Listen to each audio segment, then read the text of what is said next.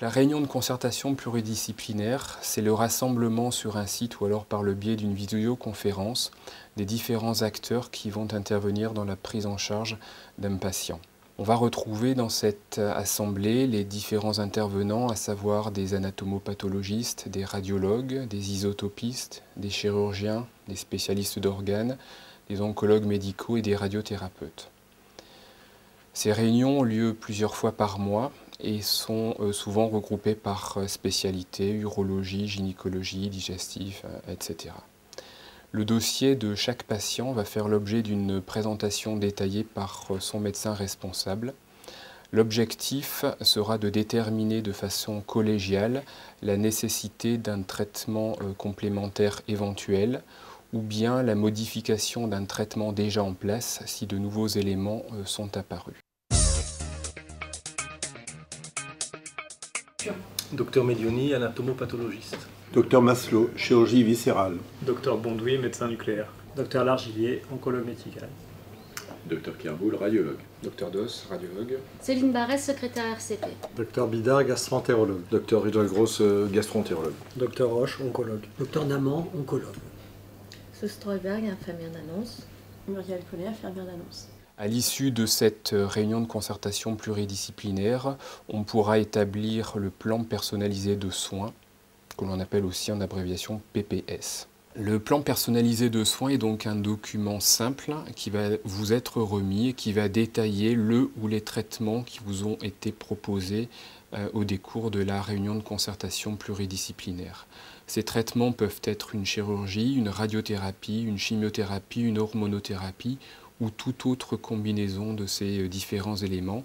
Ce document sera le support de la discussion. Dans votre cas, donc, il a été retenu une indication de radiothérapie et d'hormonothérapie.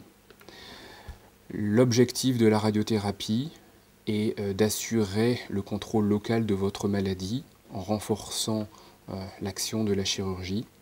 Le but de l'hormonothérapie sera de diminuer les risques de récidive à distance de votre maladie.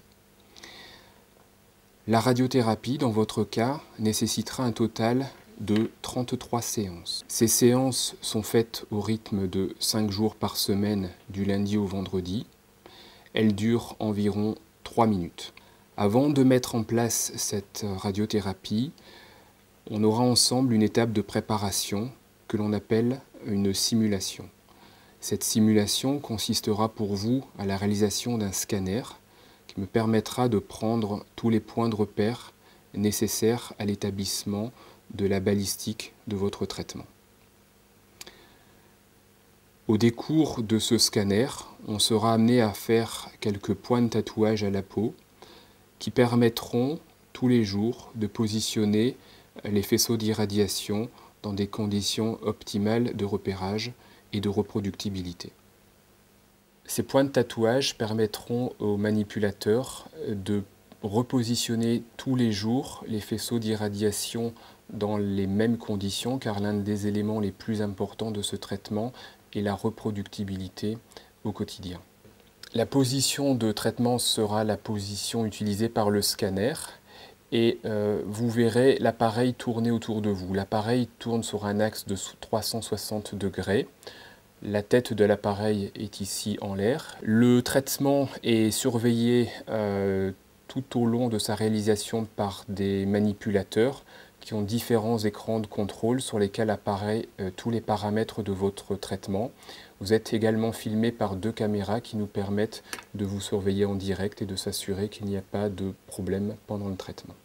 La radiothérapie peut constituer le traitement de base de certains cancers. Dans ce cas, la chirurgie n'est pas indispensable. Cette radiothérapie peut être associée à une chimiothérapie ou à une hormonothérapie. On trouvera des indications de ce type dans certains cancers de la prostate, du poumon, de la vessie, de la gorge.